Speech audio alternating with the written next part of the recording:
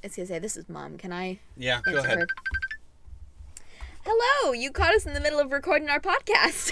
Oh. Hey. Oh, cool. Hey, Minnie. We're still at Kings Island. Huh. What movie did you guys watch tonight? We watched Batman Forever. Batman Third one. Forever, the third Batman movie. That's so funny because my second to last coaster was it's called The Bats. Really cool. It's super fast. It's like a Batman ride type thing. Oh. There's fireworks. It's kind of like Raptor. Huh, that's really cool. Okay, love you guys. Love See you you. tomorrow. We'll see you tomorrow. We've been doing movie nights for Years. Gen Xer and A Gen Gen Z. Z. Random weird moments that the two of us have experienced, and there are a lot of those. And he crashes them. As you do. It's like, I'm just sitting there and I'm like, where did this come from? Why are we singing? I mean, you're not going to learn anything about the movies listening to us talk. This is the Argo City Podcast. Film, conventions, and fan life with Maddie and Matthew.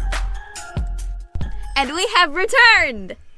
We are doing something from from the movie Box of Doom this week.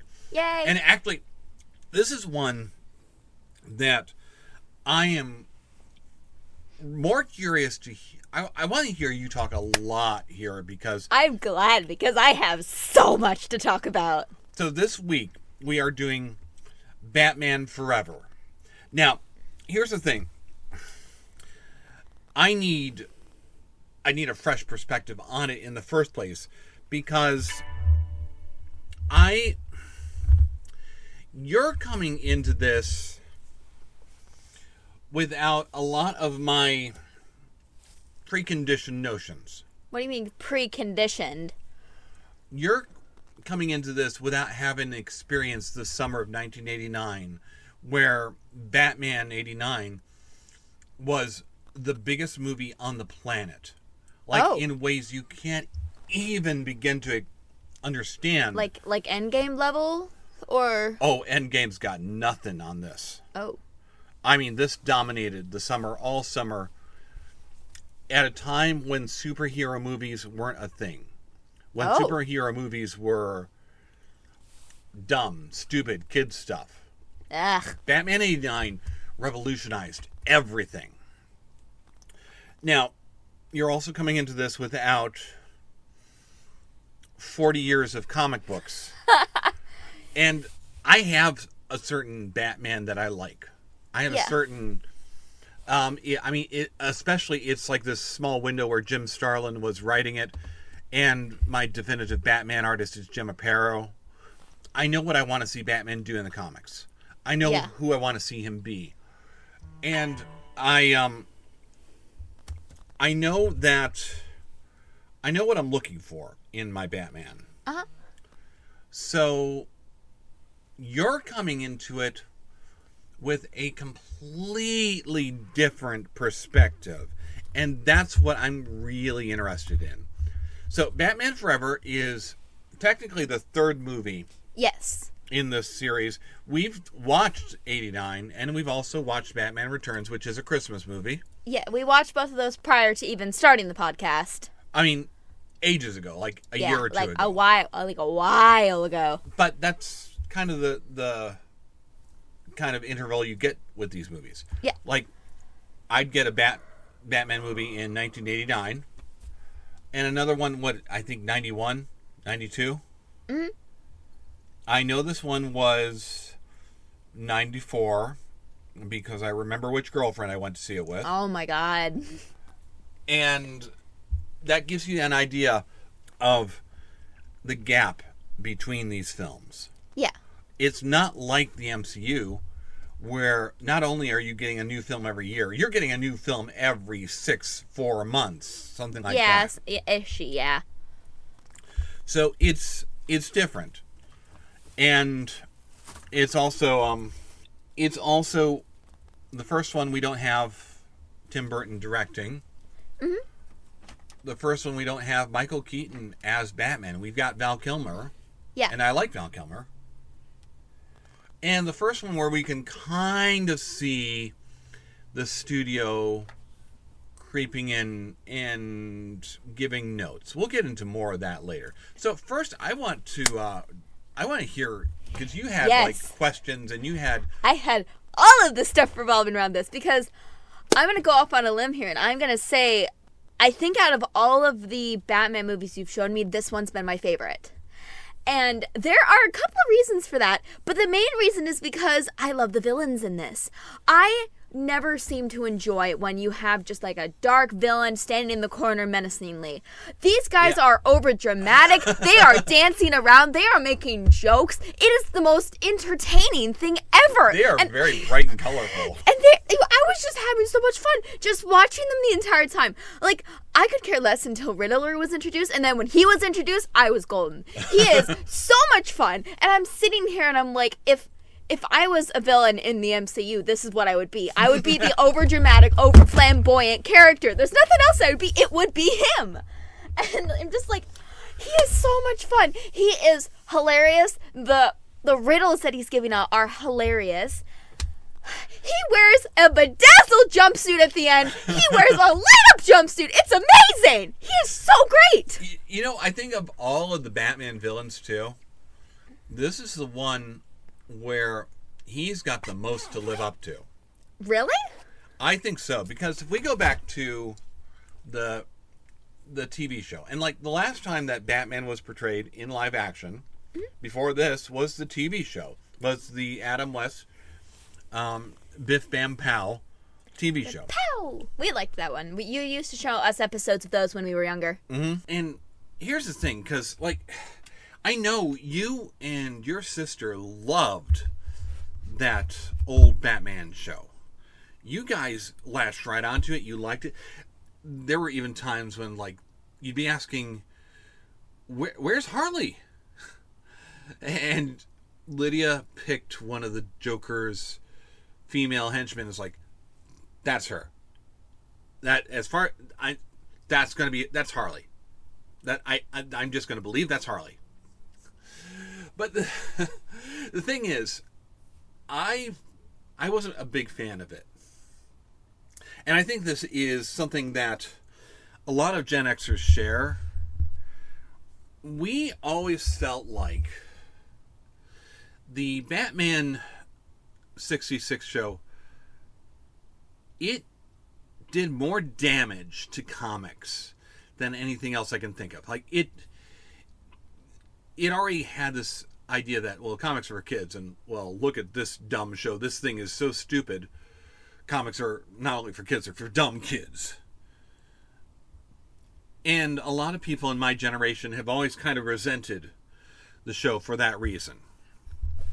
Now, I've softened on it over the years, and part of that has to do with a gentleman named Mike Barr. Mike W. Barr is one of DC Comics' elder statesmen. I mean, he's worked for Marvel as well. He's done a little bit of everything. He was writing Star Trek when I first got back into comics as, in junior high. And he created Batman and the Outsiders, one of those spin-off series. It's one of my favorites. So he was there. He wrote a lot of this stuff, but he's also a comic book fan. And for quite a while, he was actually attending the same comic book club in Cleveland that I did. So, we know each other. And there was one night where I was expressing that opinion, and he stopped me. And he's like, well, see, now, here's the thing. You don't realize, if you read the Batman comics from that era, look, yeah, the TV series is silly. But the Batman comics from that era of the Silver Age were just as ridiculous. I mean, they were doing wild, weird stuff.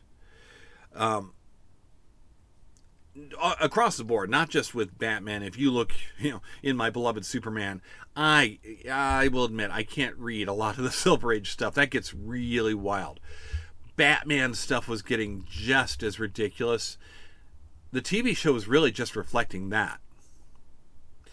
And my opinion on it softened a whole lot once he pointed that out to me. It's still not my favorite, but I have a lot more respect for it now.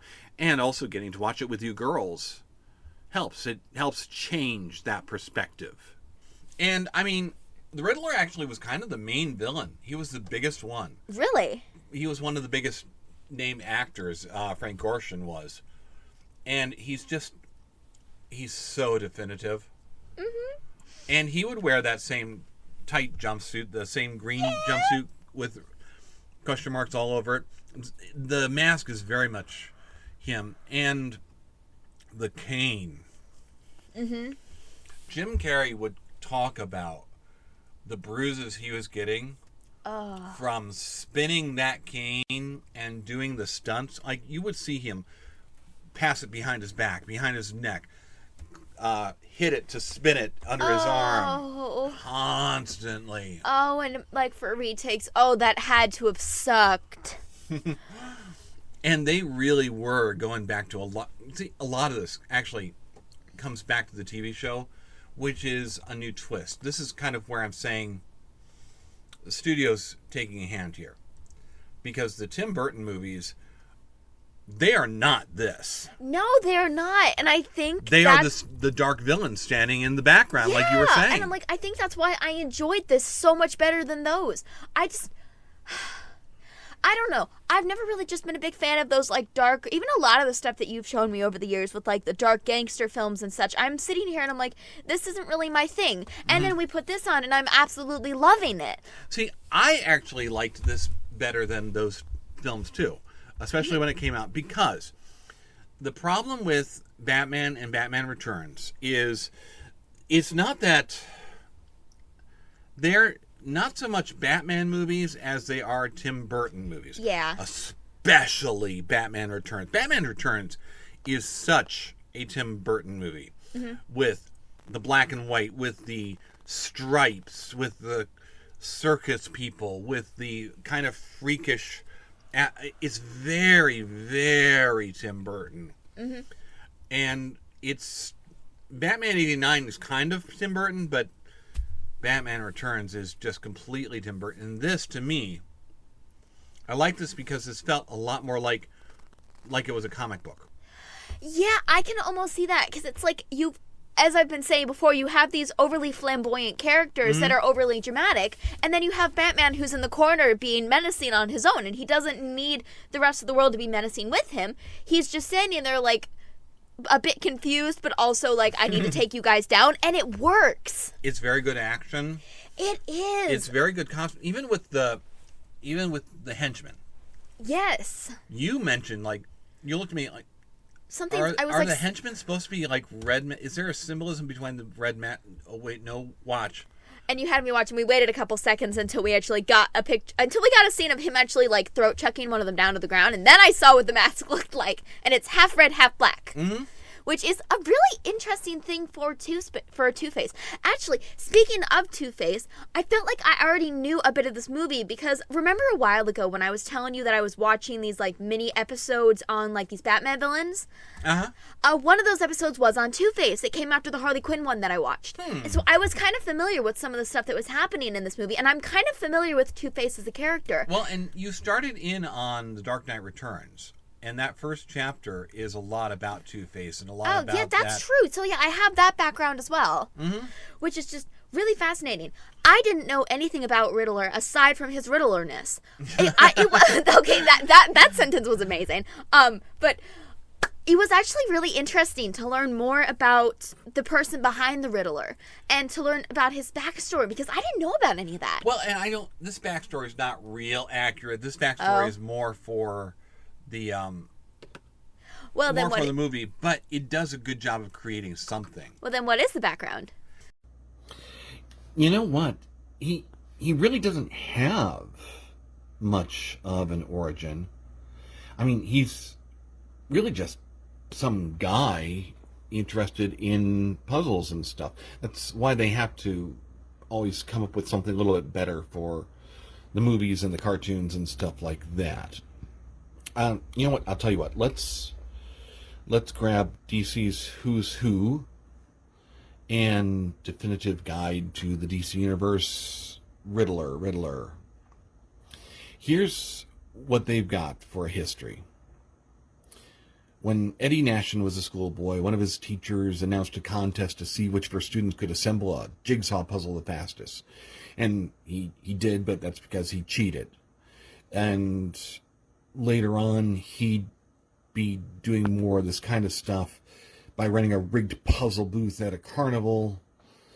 And yearning to make even bigger money, he decided to become a thief on a grand scale and choose to match wits with the Gotham City Police and Batman.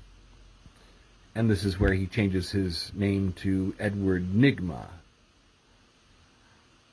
And that's really about all there is to it. Now, you'll get something different in the Nolan films. You'll get something different in the Batman, the recent one.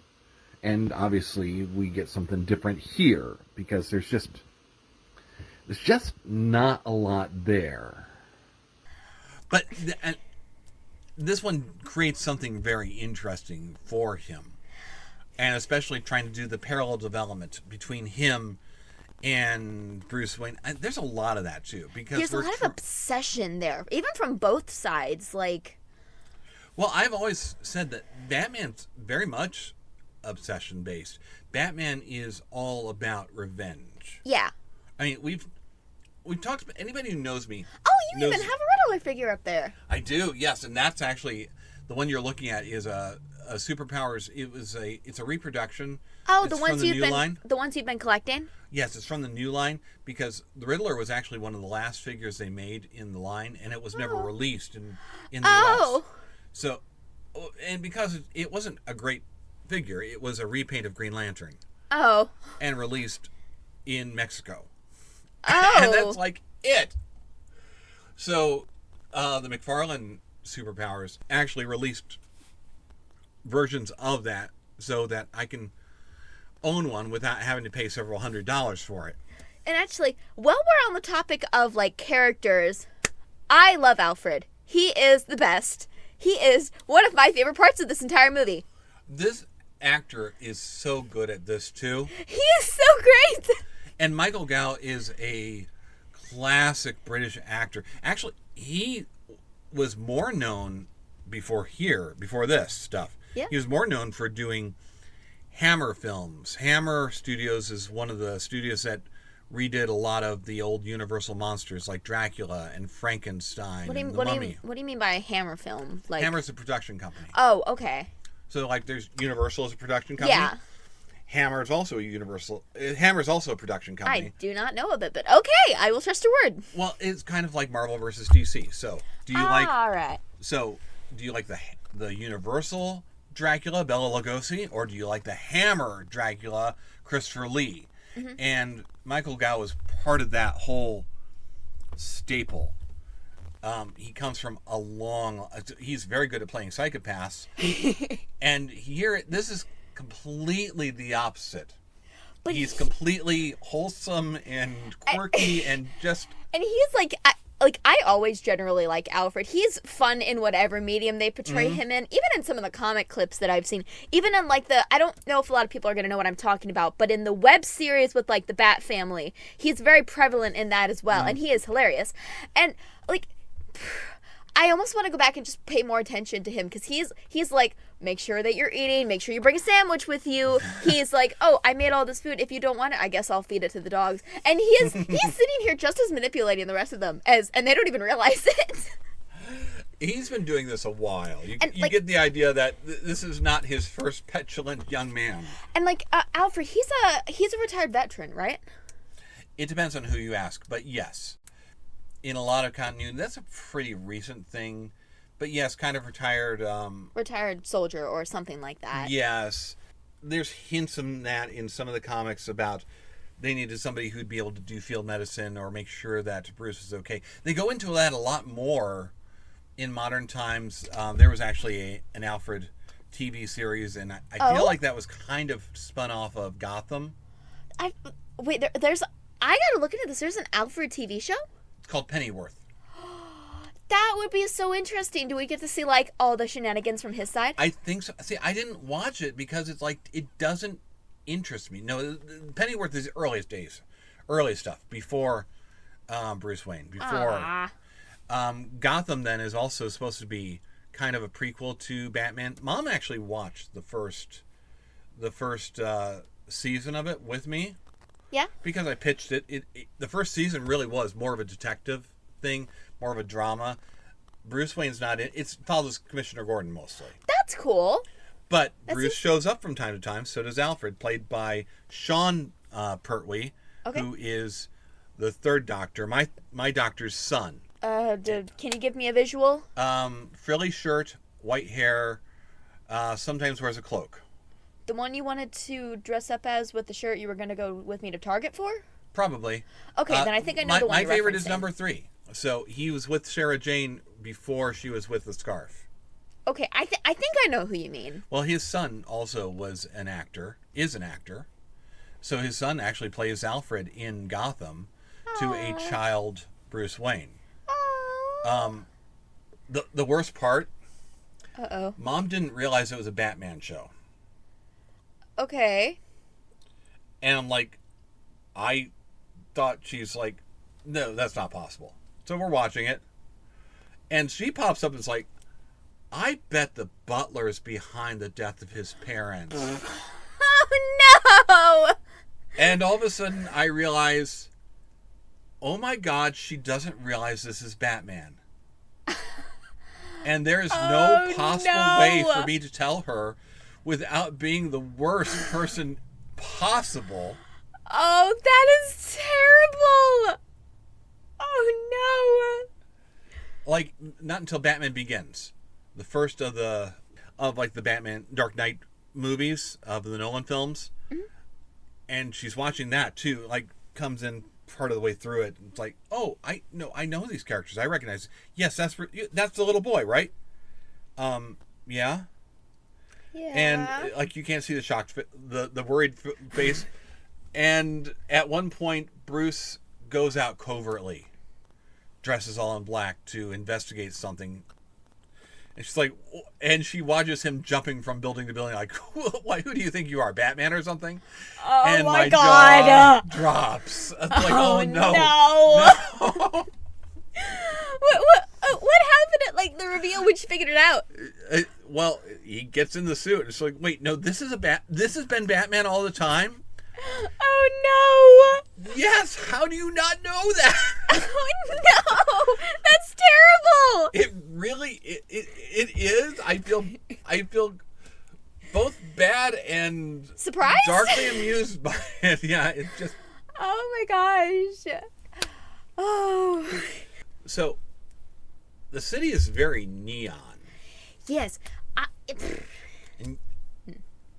Yes, the city, it was very, very neon. Especially, like, I first noticed it when we were, like, during that fight with Robin. And, like, when he's, like, trying to save the girl and stuff. With, like, the gangsters and stuff. Yeah, it's after like, he's taken the car. Yeah, after he has taken the car. The other car. Yeah, the other car. No, the other car. And, like, I started to notice it as it went on and on and on. And I figured, like, this probably just has something to do with Riddler. Because I feel like the bright colors probably matched with him. But, like, is it like a stylistic choice, or? If I had to guess, and it is a guess, I would say it's got more to do with some of the look of, again, the TV show. Because I think there's a studio executive here who likes the TV show or only knows the TV show.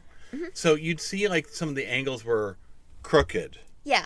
Constantly. And the bright colors, and this gives them a chance to mix into that.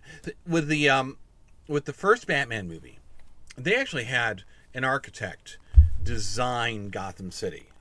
Really? So his name was Anton Furst. He was brilliant. And he designed this Gothic nightmare.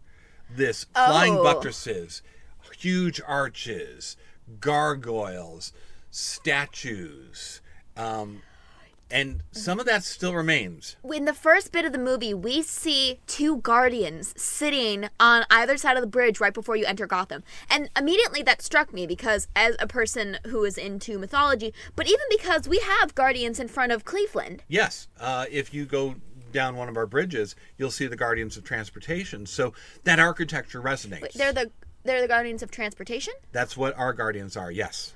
Huh. If you look at them, they're holding Googling, hang on. a car. One's holding a car.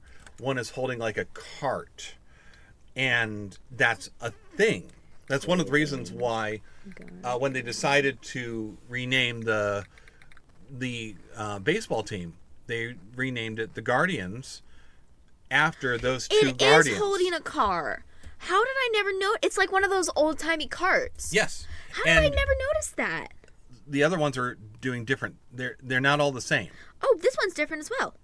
Okay, so that one's more like the 1980s. Yeah. This one's a truck. Let me see what else we've got. That one's a bus. And I'm glad that architecture has survived from the first Batman movies into this, because I would notice that too. That we don't have quite the dark and dreary Gotham that we did in those original ones, but we have some of those elements. We have the constant mythological figures holding up stuff. Even, we don't even just have those. We have the huge, it was like a Neptune statue right in the courtyard when we were wandering around Cleveland the other day. Right before the Key building. We have stuff like that all around. So that makes sense. And then them mixing in some of the color seems to bring us back to some of the TV show, I think. Yeah. No, I'm trying to see if there's like a name for their guardian, like the Guardians on the bridge. I don't think you're going to find anything like that. Because I was like, imagine if they did that and they actually had like a name or like something like that. Like, what? Okay, random brainstorming session. What do you think their Guardians' names would be? I see a lot of Atlas influence. What do you mean Atlas? Like, they're constantly holding things up. It's strength, right, it's okay. globes.